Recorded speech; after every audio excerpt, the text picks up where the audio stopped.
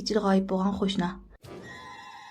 Keşkanlar hayırlı olsun. Mahiyet münasebetlen pek yoqap ketdim. Əppo qılınlar.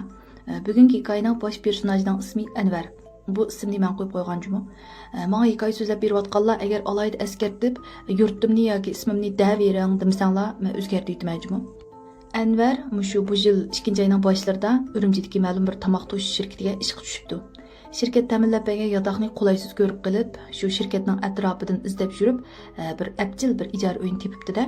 Shu uyga ko'chib kirayotgan vaqtida Fangdong kirib, "Sinama sol tarafingdagi qo'shnilarmi senga o'xshashli tomoq to'shiydi" debdi. Degankin Anvar bu gapga halim deb qo'yibdi, bek iranishib ketmabdi.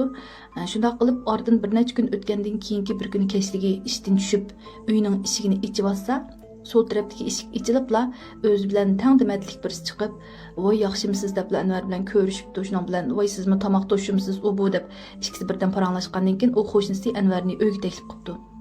Bu uydagilar endi bir yosh ayol bilan kichik bir qizga. Shuning bilan Anvar ular bilan shunday yaxshi muntishib chiqishib qopdi. Har kun kechdigidek ishdan tushib, "O'zim yolg'iz o'tirsam o'tirdi ekanman" deb shu qo'shnisining uyiga kirib, bir yerimda muntishib chiqadigan bo'pti. Shundaq kunlarning birida Anvar bir kun tushdan keyin ishdan tushib, uyining eshigini ichib olsa, koridorda yiliq qo'shnisining kichik qizi o'zi yolg'iz o'ynayotgan ekanda, endi bu qizning umoqligiga bek ichi kuyib ketib, yiniga berib, so'ngzib o'tirib bu kichik qizni akiltib olsa, o'ng qo'l tarafdagi yo'ldosh qo'shnisi eshikni ichib Anvarga birdan biliqib bir tushunmagan nazarda xuddi bir sarong'i qarayotgandek birdan qarab turib aytgandan keyin eshikni jonga deb kirib ketibdi. Bu nimda qilgandi deb o'ylab qopdi ichida. Shuning bilan atisi ishdan tushib yana uyga kirib ketib qolsa, ma o'ng qo'l tarafdagi qo'shnisi eshikni ichiblam, "Ma uyga kirginasan" deydigan gapim bor debdi. Anvar muhannim gapim bor deblam u qo'shnisidan keyindan agishib uyga kiribdi. Anadikin heliq yo'ldosh odam, "Voy, bu men tushunmadim. Sen har kuni kechda u sol qo'l tarafdagi odam yo'q uyga kirib birdan turib chiqadi ekansa, bu nim qilg'ining? U uyda degan odam o'ltami qilib 5-6 yil bo'ldi.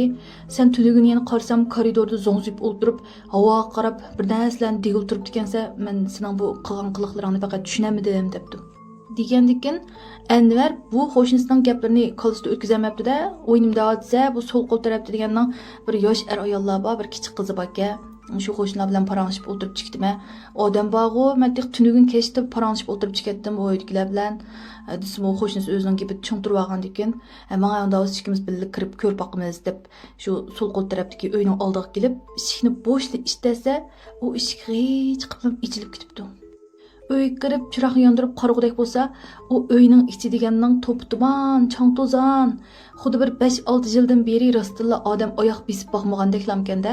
Buni ko'rib, bu ko'z oldidagi ko'rinishni Anvar qattiqlam qalbisidan o'tkazamabdi. Deq tunugin kechdilam mush uyga kirib, bu uy qo'shnilar bilan paranglashib o'tirib chiqatgan vaqtida bu uy endi uy jihozlari to'p-to'liq holatda, odam turayotgan holatda ekan to'q. Bu endi har qancha yil qo'shnilar kechich ko'chib ketdi deyilgan ahvol ostidami bir kechining ichida bunda to'p besib, bunda o'mchik to'rlar qoplab, bunda vayronlanib ketmaydi-ku.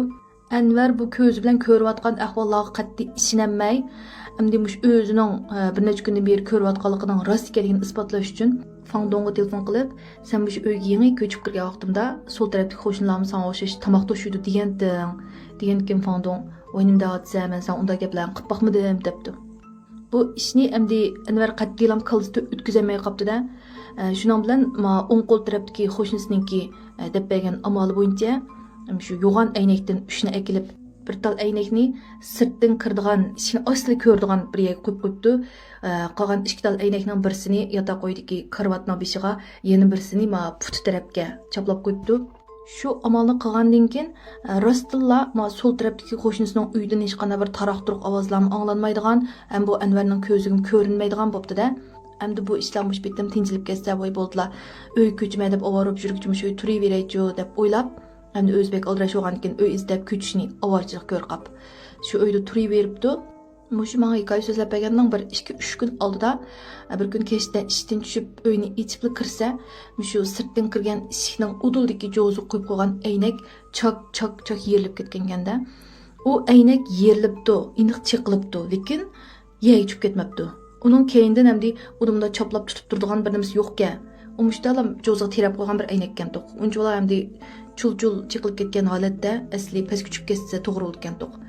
Şunun bilan hiliq aynakning qishiga berib hayron bo'lib, hiliq aynakni tutgandan keyin andan ancha-muncha pochilar yey tushgan bo'pti. Shu holatni rasm tortib yo'llab qo'yibdi ekan. Men menga qistirib qo'yib o'zinglar ko'rib beqinglar.